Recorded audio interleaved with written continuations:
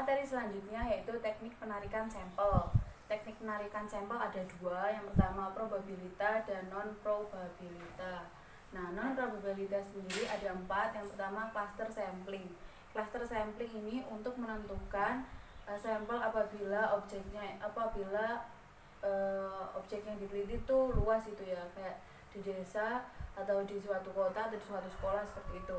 Nah, kemudian proportionate stratified random sampling. Nah, ini tuh digunakan untuk populasi yang homogen, yang tidak homogen, dan berstrata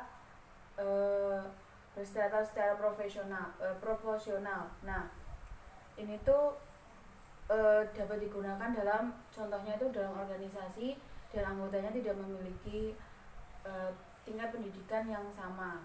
Kemudian simple random sampling.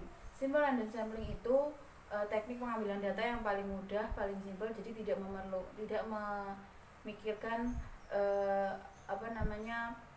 tidak mempertimbangkan apapun gitu. Jadi semuanya bisa jadi sampel. Nah, yang terakhir itu ada disproportionate stratified random sampling.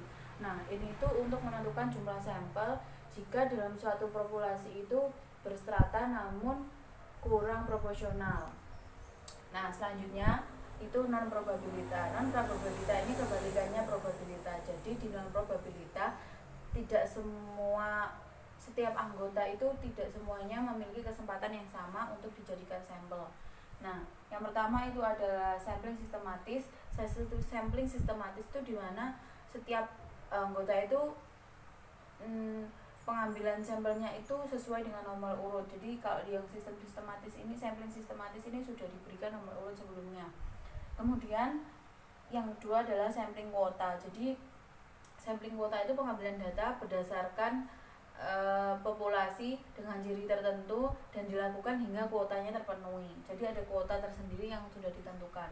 Kemudian selanjutnya adalah sampling insidental. Nah, sampling insidental itu adalah pengambilan data berdasarkan kebetulan. Jadi apabila peneliti menerima seseorang itu dianggapnya cocok, maka bisa dijadikan sebagai sampel. Kemudian snowball sampling. Snowball sampling itu penelitian yang menggunakan sampelnya semakin lama semakin banyak. Jadi umpamanya awalnya meneliti 2 orang, ternyata dua orang ini dirasa kurang cukup, akhirnya ditambah menjadi 3, kemudian ditambah jadi 4, kemudian menjadi 5. Jadi semakin banyak seperti itu. Kemudian yang kelima yaitu adalah sampling jenuh. Sampling jenuh itu apabila dalam suatu populasi atau suatu kelompok itu semua anggotanya itu dijadikan sampel, jadi sampai full, sampai jenuh seperti itu. Nah, kemudian purposive sampling. Purposive sampling adalah penentuan sampel dengan pertimbangan tertentu. Jadi menggunakan yang dijadikan sampel itu bukan orang biasa gitu, maksudnya yang orang yang sudah ahli dalam bidangnya seperti itu. Oke.